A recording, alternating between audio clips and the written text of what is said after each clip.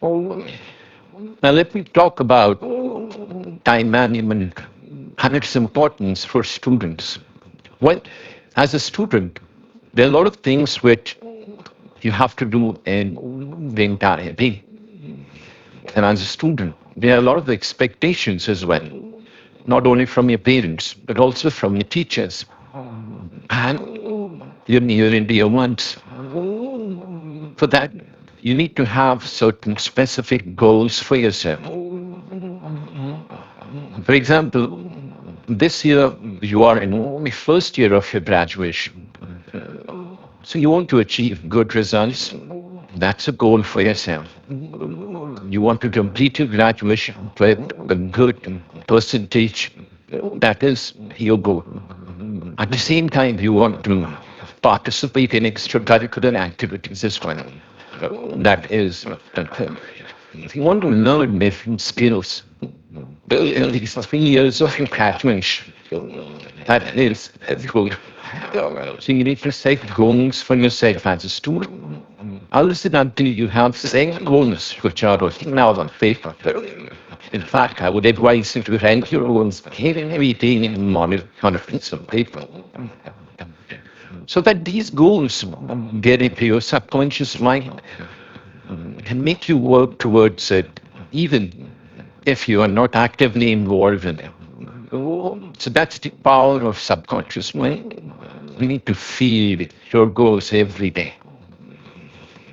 Organize your study space. As I say, being organized, it is one of the important aspects of time management. You need to plan your studies accordingly. You need to have a timetable, follow the timetable, and make sure that you're in the journey with every minute in a focused manner when you're studying. Once you achieve a certain set of lessons, mark it, that leaving a sense of accomplishment, you'll feel good. Try not to have smacks when you are studying the things that will not only be bad for your health, but will also be a time waster. Do a SWOT analysis of yourself as a student. You will have certain strengths, weaknesses. There will be area of opportunities where you can work upon. And there will also be some threats which you might feel as a student you might face in the future.